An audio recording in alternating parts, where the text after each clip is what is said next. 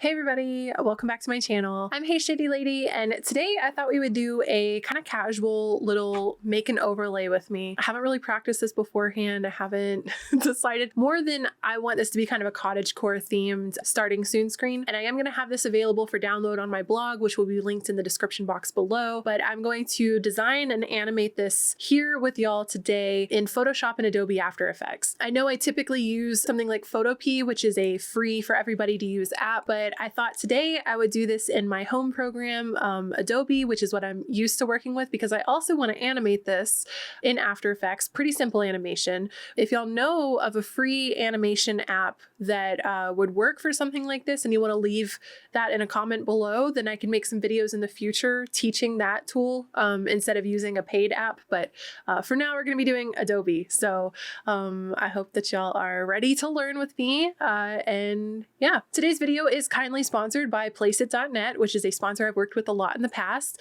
So a huge thank you to Placeit for continuing to support my channel. Placeit.net is a great tool for beginner streamers who don't really know how to make graphics on their own, and they're looking for some starting soon screens or some Twitch panels maybe. There's also gaming overlays, there's merch design mockups, and all kinds of goodies that can help you better customize your branding for your Twitch channel. They have fully customizable options that allow you to choose the colors and fonts and placement of a lot of things, so you can get a pretty nice little custom pack that matches your branding and themes for your channel. So definitely check out Placeit.net. I'll have a link in the description box below for 15% off any of the purchases you make. And yeah, thank you again so much to Placeit. And now we're going to jump into this video. We're going to be working in Photoshop tonight. First thing I do is come over to Photoshop and I click New File. And I'm going to make this my screen resolution size, which is 1920 by 1080. The first thing I do when I get into a new document is I come over into the layers window over here, and I will toggle on the lock button so that this layer is no longer locked and I can edit all the way down to layer 0. I usually hit Control A and then delete everything, so we're looking at a transparency, and then I go ahead and do Shift Control N to make a new layer. You could also press the new layer button in the bottom right corner down here. And if you press that plus button, it's going to auto-generate a new layer. Or if you come up at the top, there's Layer, New, Layer, and that will give you a new layer. I will hit Control D to deselect everything, and then we get started.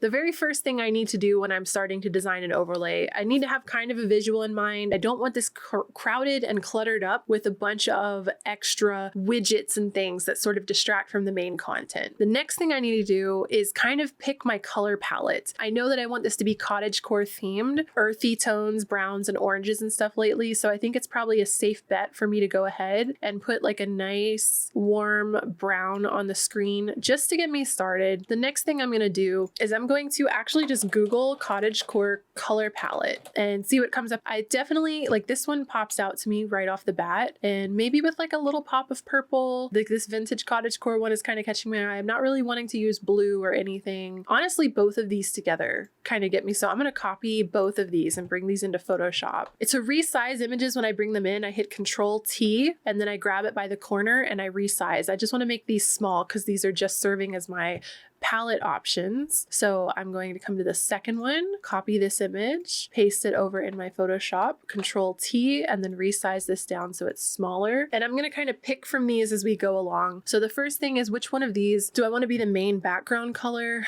I guess probably this deep purple. We're going to go with this plum color here. So I'm going to hold the Alt button. And as I hold the Alt button, you can see it brings up the color dripper. Left click on the spot that I want to copy that color from. I'm going to pick my paint bucket tool by clicking over in the toolbar and then making sure I have my base layer selected. And I'm going to paint all of that the background color that I want. The next thing I want to do is I already want to tidy up these layers. So if you're someone who pulled in your color palette like I did, I'm going to select all of the layers that have color palettes on them. I'm going to hold Control and hit E to merge these layers together. I'm going to rename this to color palette. I'm going to rename my background layer, background color. Okay, so before I start to erase anything or get carried away, I'm going to go ahead and make a new layer, Shift Control N, and I'll go ahead and call this sketch, and I'm going to sketch out the idea for this overlay. So I want this to be like a cottagecore mushroom plush, lots of leaves and stuff like that. And I also want to try to make this as simple as possible. I don't want to get carried away and sit here for 5 hours working on this. I just want like a nice simplistic cottagecore, leafy, maybe some ivy and some mushrooms kind of feel. So I know that I'm wanting to make a simple starting soon screen that just says the phrase starting soon on it with some cute little items on it that kind of make it feel cottagecore-esque. So some little leaves, some mushrooms, and something very cute. I want this to be simple and easy to animate and kind of minimalistic and not over the top. Maybe with a sprinkle of the cluttercore feeling, because I'm not really that great at minimalism, but let's see what we can do. I'm going to turn back on my color palette layer and pick a font color. I'm going to hold Alt down again to get my color dropper and select this light cream color here for the font. I'll turn off my color palette and I'm going to select my text tool, click and drag to make a pretty big text box so I don't have to deal with resizing issues. And I'm going to put starting soon. I might actually do stream starting soon. So I'm going to click on the edges of the box and stretch this all the way out to the edges. I'm going to make sure that my font is centered up here in the top. If you want to, you can open this little tool up here in the top that brings open our character window. And the character window is how I'm going to control my kerning and things like that and kind of make sure the text is aligned exactly how I want it to. Before I get carried away with spacing it out though, I need to go ahead and select the font. So I get a lot of my fonts from like defont.com and places like that, but I make certain, for me as a graphic designer, that they say that they're royalty free and available for commercial use. That's one of my major criteria when it comes to downloading fonts. So you download fonts at your own discretion, but you probably want to make sure that you have commercial use for them just in case, because a lot of small artists do create the fonts by scratch. So you just want to make sure that you're avoiding any kind of issues like that. So I'm wanting kind of a hand-drawn, almost like a Comic Sans feeling is what I want to go for. Honestly, this is already kind of perfect. I'm going to bold it and I'm going to drop down this text type up here and I'm going to change it to strong so it's even bolder. Now looking on it, I don't know if I like what's going on with the G right there where it cuts off really weird, but I actually think I can hand fix that because I overall really like the look of this. So I'm going to up the font size just a little bit, not too much. And I think I'm going to hold down the Alt button and use my mouse scroll wheel to make this pretty small so I can get a feel for what it looks like as a thumbnail. And I think that's probably a pretty good font size. So I'm going to bring this back up to a fuller screen. I'm going to switch to my select tool over here, the little crosshair, and I'm going to start to drag this around to the placement that I want. And hopefully your Photoshop will pop up and tell you when it's nice and centered directly in the horizontal. I kind of want to bring this down to the bottom though. And then to fix this manually, where this G is cut off weird, so I'm going to right click on the text layer and I'm going to rasterize the type. This is going to, like if you try to bring in your pen tool here and draw on this, it says it has to be rasterized first. So I could just do it this way and say, yeah, okay, rasterize it. But if you want to do it manually, you right click on the layer and then you choose rasterize layer over there. So I'm going to take my pen tool, my little paintbrush tool, and I'm going to drop the size down pretty small, probably about, 7 pixels will probably do it. Make sure that I have this same color selected. So hold Alt button to bring up the color dropper. And then I'm going to hold Alt again while I'm using the mouse tool to zoom in. If you don't want these little checker boxes to show up, I typically don't like them here. If you drop down the view and you turn off extras, or you could hit Control H if you're feeling frisky, then it'll turn that off. But that will also turn off stuff like your view, your guide layouts and things like that. And your pen tool will also be turned invisible. So just bear that in mind. So I'm going to take here and I'm just going to kind of fill this in. It doesn't have to be perfect because people probably wouldn't have even noticed that in the first place, but I'm a bit of a perfectionist. So I just kind of try that a couple of times until it looks natural and normal. And I fix the font. That might not be a problem for everybody, but that's how I fix that. Okay, so this isn't very stylish so far, right? I think something I want to apply to the background is a grid pattern checkerboard. So there's a couple of different ways you could do this. I have a pattern that I made for myself, but I'm going to show y'all how to do it just in case you don't have one. So I'm going to go ahead and click File, New, and I'm going to make a new little document here in Photoshop. I'm going to make this like 10 pixels by 10 pixels wide, and it's pretty teeny tiny, but we want it to be a grid. I actually might up that a little bit. I want it to be a larger grid. So I'm going to hit Image, Canvas Size, and I'm going to change this to, we'll go ahead and say like 16 by 16, a little 16-bit. That added that weird outer color. I'm going to pick my paint bucket tool, hold Alt to get that white, turn off the lock lock mechanism on this layer, Shift Control N to make a new layer. I'm going to long click or right click on my paintbrush tool, and I'm going to change this to pencil tool. And then I'm going to change my paint color. We'll come back over to my original document, turn on my color palette. I actually don't have a darker color than this. So I'm going to Alt click on this, and then I'm going to open the paint tool over here so I can manually choose my color picker. And I'm going to kind of drag this around until I find a nice, I want a desaturated kind of version of this color, but a darker color. Right about here looks okay. And you can see it compared to the other one. If it's not okay, we'll figure that out later. But for now, we're just going to take that darker color. I'm going to come back to my little pattern tool that I'm working on, and I'm going to just make this type of shape.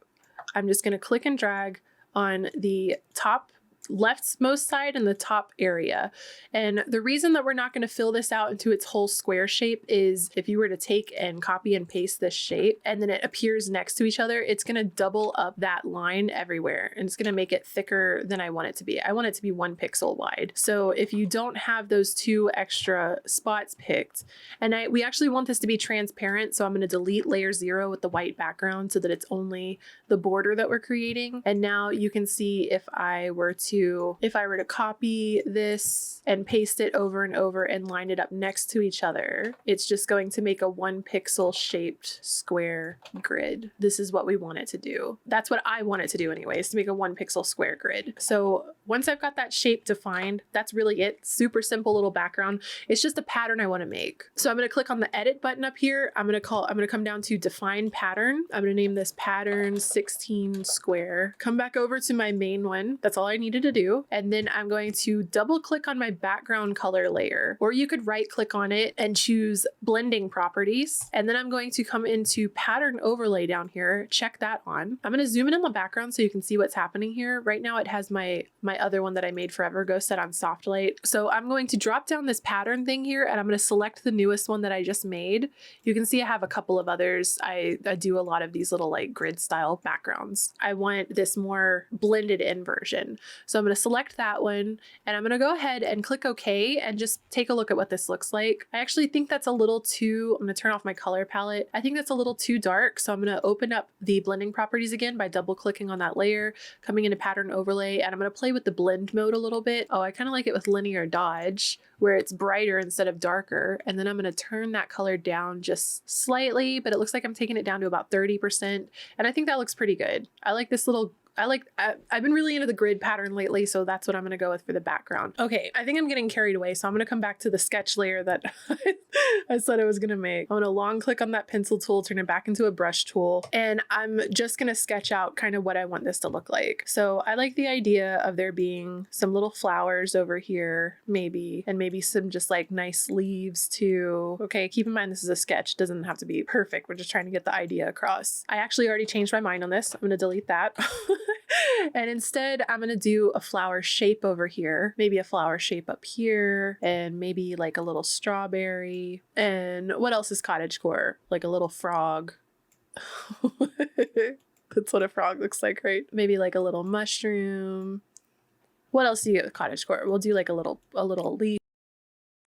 Probably a butterfly. Maybe a little teapot. I'd like to do a little peach. Possibly a stack of books. And remember, I'm going as simple as possible. I'm trying to get the idea across of what these items are. I'm not going to do a hyper realistic drawing of these things. Maybe a candle. And that's probably enough, I think. Oh, and definitely like a heart and a star, a horseshoe, a clover, blue, a moon. Oh, a clover. Yeah, a little 4-leaf clover. How do you draw a 4-leaf clover? Okay, so a clover. Now that I've got my kind of doodle, I'm gonna redraw these little sketches, but better. And I'm gonna speed this part up. I'm not gonna sit here and hold your hand the whole time I'm working on this. So I'll just do a time-lapse version of this. I'm gonna turn my color palette on up here, and I'm only going to color these in using these colors that I have available. I'll show you one drawing while I work on it, but a way that I like to get nice, clean line art is I like to use the pen tool down here. And then I just draw the shape out of how this also like lets me edit it as I'm drawing it. So I'm working on the little frog here, and I get sharp corners by adding a new anchor point and clicking and dragging it until they kind of lock into place and touch. And we're gonna make a little frog here and then just kind of block him out a little bit.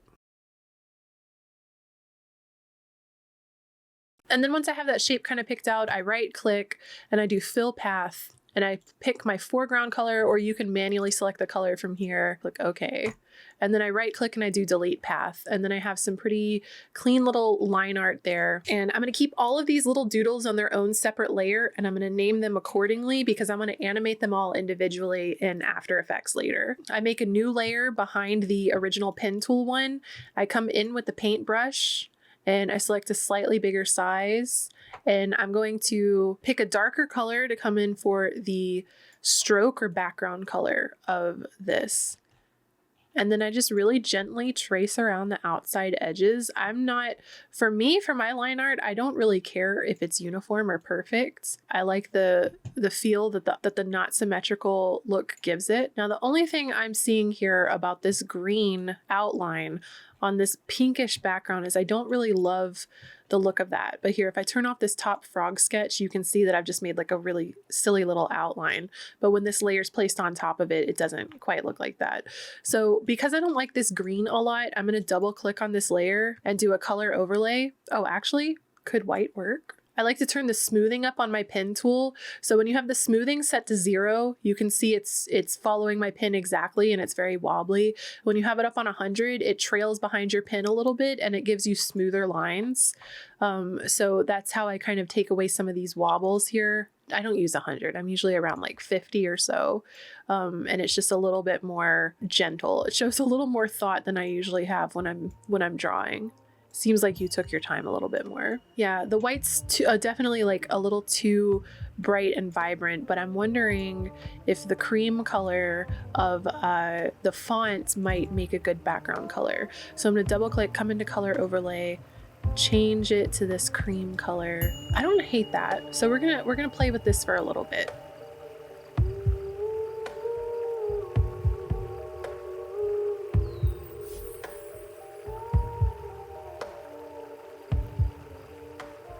Okay, so my first little sketch of the frog is done. You can see once I put a little time and thought into it, it turns out a little bit better. I decided to go for more of a cute vibe instead of a misshapen raisin chocolate chip cookie vibe, you know? I actually think I'm gonna cuten this up a little bit more by adding a couple of little flowers to this frog's head.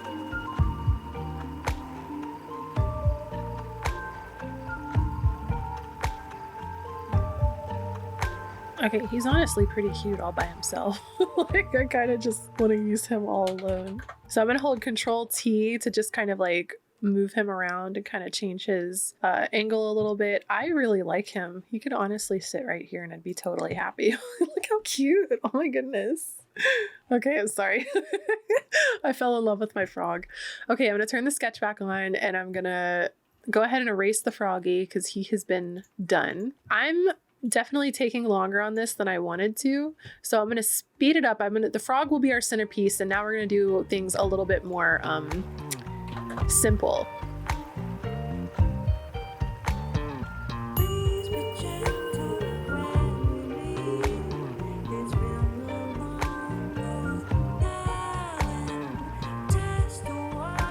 My disk space filled up, so all you missed was me drawing this little flower, but it was pretty simple, so.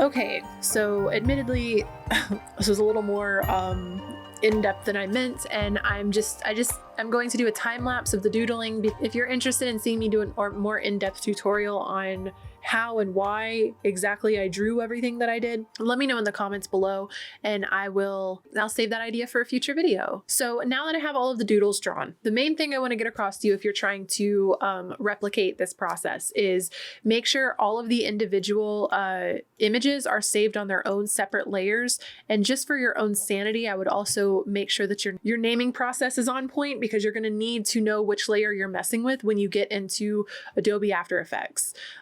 What I'm going to do now is delete my color palette. For the most part, I stuck with these colors. I had to use a couple of colors here and there that weren't in the color palette just to have a darker version of the color for the outline and things like that. But for the most part, I mean, that's pretty much this color palette here. So we're going to delete this now, and I'm going to arrange these items in a way that's a little bit more, that flows a little better. For example, I don't like that the kettle and this orange flower are together over here.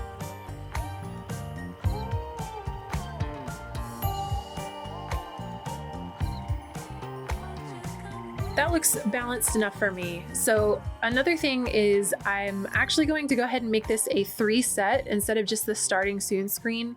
I'm also going to make this a be right back screen and a stream ending. So, and we can see that G, we've still got the same problem with the G. So I'm going to go ahead and rasterize and draw this in. Okay, so now I'm going to make sure that these are all lined up with the first one. So I'm going to keep stream as starting soon visible, and then kind of center the rest of these around that. So now we have stream is starting soon, stream will be right back, and stream is ending. Okay, and this is a fairly simple yet adorable little starting soon screen. And I'm going to make sure that all of my other layers are named appropriately. They're all their own layer, because we're going to animate each one individually from each other so that they are kind of wiggling around in place. I don't want this to be too over the top. I'm really just trying to do a very simple starting soon screen. So I'm going to go ahead and save this on my computer. I'm going to save it as a PSD, a Photoshop file. I'm going to call it starting soon. I'm going to save. And then we can minimize Photoshop. I'm going to keep it open just in case I need to revisit anything. But for the most part, I think we should be good. So now I'm going to open Adobe After Effects. That just took me a good hour and a half to draw all of those doodles. I was really intending to do something a lot more simple, but I guess I got carried away and I had some creative energy to burn. So we're getting a little bit more of a fancy one. Once I get into Adobe After Effects, I'm going to create a new project. I am super frustrated. I just recorded myself animating this in Adobe After Effects, and my storage was apparently full, so my OBS had stopped recording and I didn't realize. So if you would like to see a part 2 of this video where I show you how I animated what is up on screen, I'll have to re-record it, I'll have to reanimate it, so probably won't look exactly like this, but if you want to see the process that I went through to get this animation, then go ahead and leave me a comment below. I'm probably going to record it anyway, but you know, help a girl out in that algorithm anyway, regardless. But I will record this tomorrow afternoon before my stream. I'm just, technical difficulties are on my last nerve. So yeah, and I guess that's all. Thank you all so much for watching this video, for the support on my channel, and I hope you all have a great rest of your week. I'll see you in the next video where I show you how I animate this cute little overlay that we made together in Photoshop tonight. So drop me a follow over on Twitter, Instagram, or Twitch at Hey Shady Lady. I've been going live on Twitch with a bunch of cottagecore themed sandbox games like Minecraft, Stardew. I've been playing the new game Wildflowers, which is that witchy Harvest Moon style sim. Lots of fun. And I suppose that's it. So I've also got a new Discord server. The link is in my description below. If you would like to join, I'd love to have you. And I suppose I'll see you all in the next video. Goodbye, everybody.